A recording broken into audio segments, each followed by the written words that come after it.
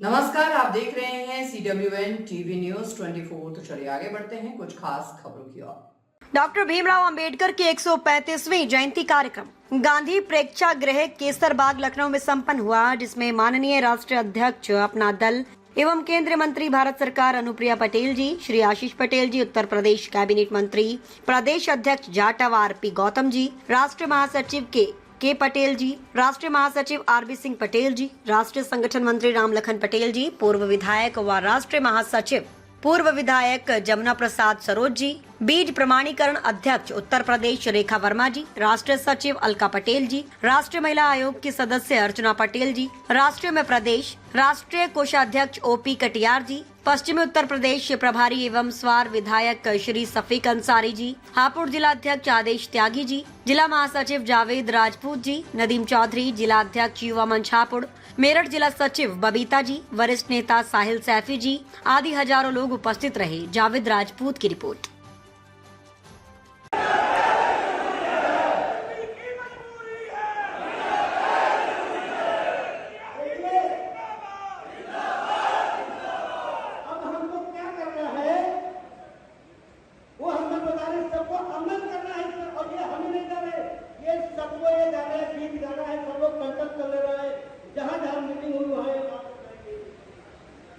गाँव स्तर पर हम लोग जाएंगे, गाँव स्तर पर हम लोग जाएंगे और लोगों से मिलकर बूथ बनाएंगे, लोगों से मिलकर बूथ बनाएंगे। और फिर क्या करना है, हमारे डॉक्टर साहब पहले गाँव जाते थे और जहाँ रात हो जाती थी वही रुक जाते मीटिंग करते थे। फिर साथियों क्या करना है, सोनेलाल जी के कार्यों को है अपनाना। मेरे दोस्तों ये है वादा निभाना। ऐसी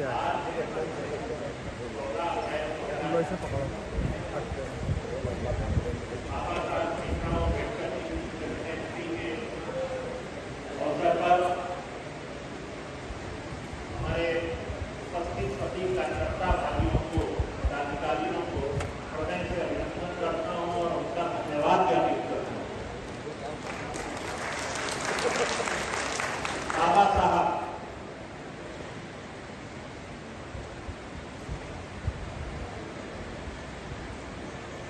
बाबा साहब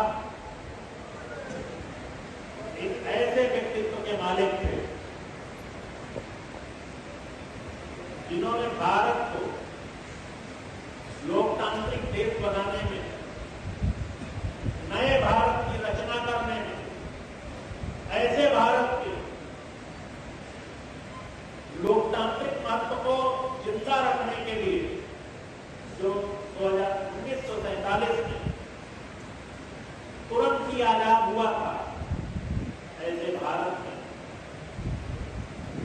लोकतांत्रिक व्यवस्था करके एक अभूतपूर्व लकीर खींचने का काम किया। तो सबसे पहले मेरे साथ बोले बाबा साहब भीमराव अम्बेडकर।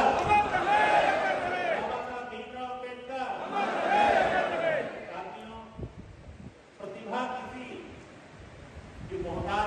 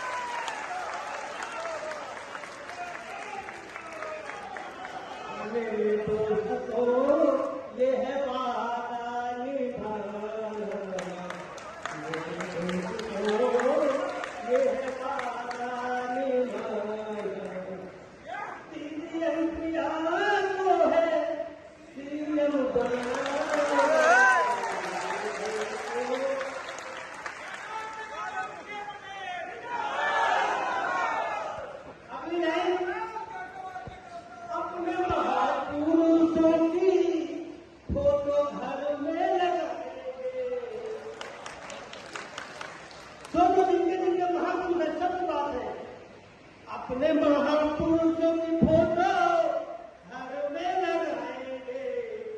और लेकिन मोदी जी, श्री अहमद शाह मंसूरी जी, श्री आदित्य पासी जी, श्री भूपेंद्र सचान जी, श्री सुरेंद्र मौर्य जी, श्री राम नरेश पटेल जी, प्रोफेसर रामचंद्र जी, इंजीनियर अविनाश साहू जी और मंच पर मौजूद हमारे माननीय विधायक श्री जय कुमार सिंह जैटी जी, श्री गीता पटेल जी, श्री रामनिवास वर्मा जी, डॉक्टर आर.के. पटेल जी, डॉक्टर सुनील पटेल जी और हमारे भाई शफीक अहमद अंसारी जी। और आज के इस अवसर पर यहाँ पर मौजूद हमारे सभी पार्टी के पदाधिकारी और कार्यकर्ता साथियों, सबसे पहले पूरे अपना दल परिवार की ओर से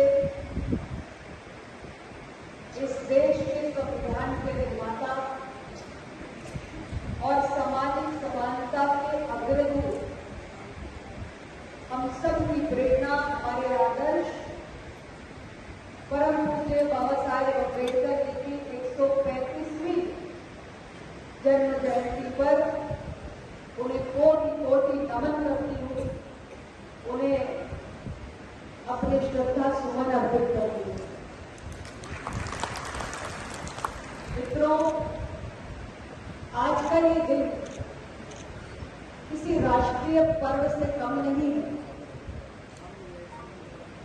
परम पूज्य बाबा साहेब अम्बेडकर, उनके विचार सही मायने में इस राष्ट्र की अमूल्य धरोहर है। और बाबा साहेब अम्बेडकर एक ऐसे शख्सियत थे जिन्होंने मानवतावादी मूल्यों की स्थापना के लिए अपना पूरा जीवन समर्पित किया, पूरा जीवन संघर्ष किया। और अभी हमारे डॉक्टर जमुना सरोज जी ने बड़े विस्तार से उनके जीवन की छोटी छोटी घटनाओं का आपके समक्ष उल्लेख किया। बाबा साहेब अम्बेडकर की नीति सही मायने देश और दुनिया के चुनिंदा मेधावी व्यक्तियों में होती, एक ऐसी शख्सियत जिन्होंने अपने ज्ञान और मेधा से न केवल स्वयं को आलोकित किया, अपितु पूरे समाज, पूरे राष्ट्र को आलोकित किया। वे एक नहीं अनेक भाषाओं की जानकार है। नीचे करो। बाबा साहेब अम्बेडकर जी के जन्म जयंती समारोह का आज अपना दल ने आयोजन किया और हमारी पार्टी का गठन ही बाबा साहेब के सामाजिक समानता के सिद्धांत के विकास के साथ हमारा पूरा अपना दल परिवार उनकी जयंती पर उन्हें नमन करने के लिए और उनके विचारों पर पार्टी को आगे बढ़ाने के लिए हुआ है।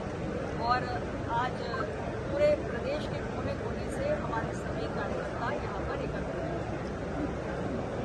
मैम 16 अप्रैल को सदन में महिला आरक्षण पर विशेष चर्चा होनी है।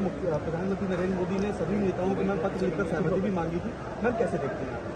ये बहुत ही क्रांतिकारी और ऐतिहासिक कदम है जो आज हमारे केंद्र में जो एनडीए की सरकार है, प्रधानमंत्री नरेंद्र मोदी जी के नेतृत्व वाली, जिसमें अपना दल भी सहयोगी है। ये काम होने जा रहा है। देश की संसद में 2023 में महिला आरक्षण जो बिल है वो पारित हुआ था और इसका लाभ जल्द से जल्द हमारे देश की महिलाओं को मिल सके। राज्य के सदन से लेकर देश की संसद तक हमारे देश की आधी आबादी की 33% भागीदारी हमारे सदन में सुनिश्चित हो सके, उसके लिए ये विशेष सत्र सरकार ने बुलाया है और हम इसका अपनी पार्टी की ओर से स्वागत करते हैं और देश की आधी आबादी को नीति निर्धारण में मौका मिले, इसके लिए हमारी पार्टी पूरी तरीके से इस विधेयक का समर्थन करती है। मैम राहुल गांधी 5 साल बाद आज पश्चिम बंगाल में चुनावी कमान संभाल रहे हैं, कैसे देखती है मैम? पूरे 5 साल बाद आज हो गए। देखिए, राहुल जी एक पॉलिटिकल टूरिस्ट है, ये बात हम सभी लोग जानते हैं। और जहाँ तक पश्चिम बंगाल का चुनाव है, मैं इतना ही कहना चाहती हूँ कि हमारे जो सहयोगी दल है भारतीय जनता पार्टी पूरी मजबूती से वहाँ पर चुनाव लड़ रही है।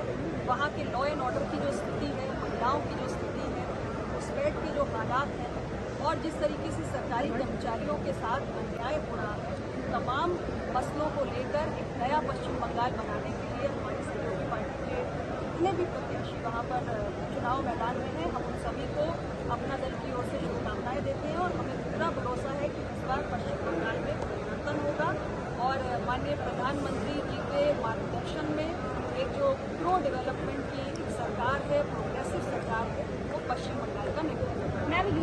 मैम एक सवाल और मिल जाएगा। मैम नोएडा में जिस तरह की स्थिति बनी हुई है, अखिलेश यादव कह रहे हैं इंटेलिजेंस का फेलियर है, सरकार की ओर से कहा गया कि अफवाह फैलाई गई है।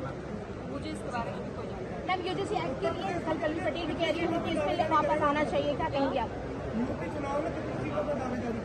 नहीं, देखिए, हम लंबे समय से एनडीए परिवार का अंग है और निश्चित रूप से 2027 में विधानसभा का चुनाव हमारी पार्टी के लिए भी अहम है। सीटों की चर्चा समय आने पर की जाएगी।